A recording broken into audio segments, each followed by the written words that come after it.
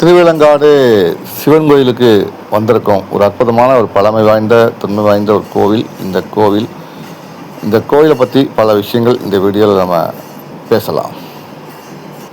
ரத்தின சபை சிவனுடைய சபைகளில் முக்கியமான ரத்தின சபை சொன்னல 5 சபை இருக்குது. 5 சபையில் முதல் சபை ரத்தின சபை திருவிலங்காடு, சென்னை எடுத்த திருவள்ளூர் மாவட்டத்தில் இருக்குது ரத்தின சபை. மற்றதில் தாமிர சபை நெல்லையில் இருக்குது, சித்திர சபை வந்து குத்தாத்தில் இருக்குது, அப்புறம் கனக சபை எங்களுக்கு பார்த்தீங்கன்னா சிதம்பரத்தில் இருக்குது, மதுரையில் வந்து வெள்ளி சபை இருக்குது. ஸோ நம்ம முதல் சபைக்கு வந்திருக்கோம். ரொம்ப சந்தோஷம். நீங்கள் வர முக்கியமான நாள் சொன்னாங்க, கூட்டமும் நல்லா இருந்துச்சு.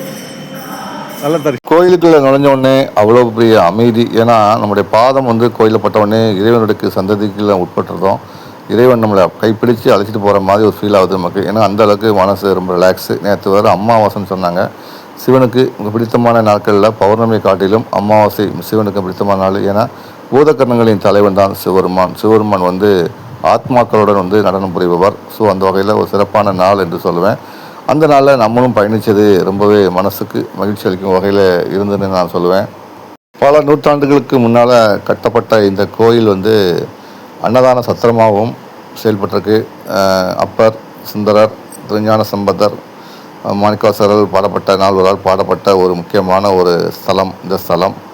இன்னும் சொல்லப்போனால் வந்து இந்த கோயிலில் பல விஷயங்கள் அடங்கியிருக்கு. சிவபெருமான், பார்வதி தேவி நடனம் புரிஞ்ச ஒரு இடம். கோபக்கடலில் சித்திச்ச காளி தேவிக்கும் சிவபெருமானுக்கும் ஒரு போர் முடிவில் இருவரும் நடனமாடிய கண்டுகளித்த ஒரு இடம். அந்த இடம்னு சொல்லலாம். வண்டால் குழலின்னு அம்மா அழைக்கப்படுறாங்க. இந்த கோயிலுக்குள்ளே நுழைஞ்சாலே அவ்வளோ சந்தோஷம் இருக்கும். உங்களுக்கு மகிழ்ச்சியில் தானாக வந்து அருள் பாஞ்சிரும்.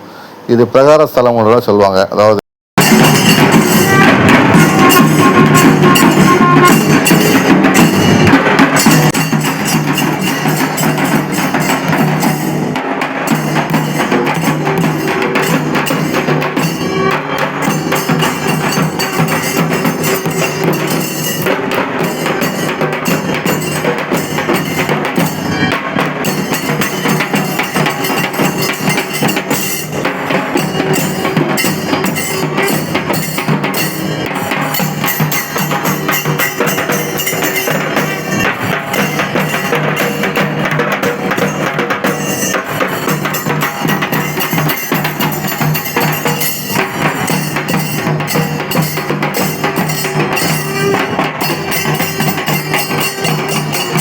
காரைக்கால் அம்மையார் வழிபட்ட ஒரு ஸ்தலம் இது. சிவபெருமானை தேடி அலைந்து சிவர்களுக்காக முக்திக்காக அலைந்த காரைக்கால் அம்மையார் தலையை தரையில் வைத்து நடந்து வந்த இடம் இந்த இடம். இங்கு தான் அவர் சிவபெருமானை தரிசனம் செய்ததாக புராண கால வரலாறுகள் எல்லாம் கூறுகிறது. அத்தகைய சிறப்பு வாய்ந்த கோவில் இந்த கோவில்.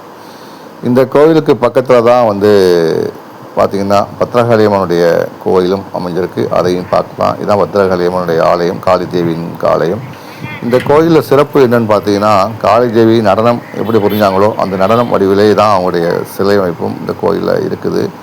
அதை பார்ப்பதற்காகவே ஏராளமான பக்தர்கள் இந்த கோயிலுக்கு வந்துட்டுருக்காங்க. சன்னதியை பார்க்கறதுக்காண்டி ஐயனை பார்த்துட்டு அம்மாவை தரிசனம் செய்யக்கூடிய வாய்ப்பு ஒரு அற்புதமாக இருக்கும் இந்த கோயிலில். நான் ஏற்கனவே சொன்ன மாதிரி இந்த கோயிலில் ரொம்ப அமைதியாக இருக்கும்.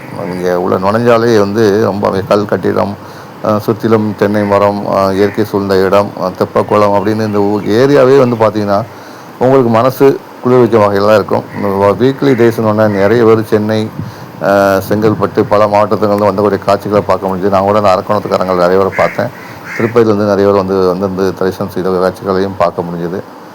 ஒரு அற்புதமான ஆலயம் நான் சொல்லுவேன். இப்போ போனீங்கன்னா கோயிலுக்கு போனாலே பலிபீடம், கொடிமரம், அப்புறம் நெய் தீபம் போடுற இடம் அப்படின்னு இருக்குது. இந்த கோயிலில் கூட்டம் கொஞ்சம் அதிகமாகவே இருந்தது. வரிசையும் அதிகமாக இருந்துச்சு. நான் ஏற்கனவே சொன்ன மாதிரி வரிசையில் நிற்கிறதுலாம் நமக்கு எப்போதும் செட் ஆகாது. அதனால் வெளியே நின்று தரிசனம் பண்ணிட்டு போயிடுவேன். அந்தளவுக்கு தான் எனக்கு பிடிக்கும். அந்தளவுக்கு தான் இறைவனோட நான் எப்போதும் கொண்டிருப்பேன். ஏன்னா வந்து கூட்டத்தில் போய் இஷ்டப்பட்டு ஏச்சிகள் வாங்கி இருக்க சாமி கும்பிட நான் நினைப்பேன். அதனால் வெளியே நின்று அம்மா பத்ராலயம்மா அப்படின்னு சொல்லி கும்பிட்டுட்டு போகிறது தான் எனக்கு எப்போவுமே பிடிக்கும். அந்த வகையில் வந்து வெளியே நின்று கூப்பிட்டுட்டு போயிட்டேன். ஏன்னா கொஞ்சம் கூட்டம் அதிகமாக இருந்ததுனால, கூட்டம் இல்லைன்னா நேராக உள்ள போய் சன்னதி போய் பார்த்துருப்பேன். கூட்டம் இருந்ததுனால வெளியே நின்று அம்மனை வந்து தரிசனம் செய்துவிட்டு போயிட்டேன். ஏன்னா அம்மாவுடைய கடைக்கன் பார்வை கிடைச்சாலே நமக்கு போதும்.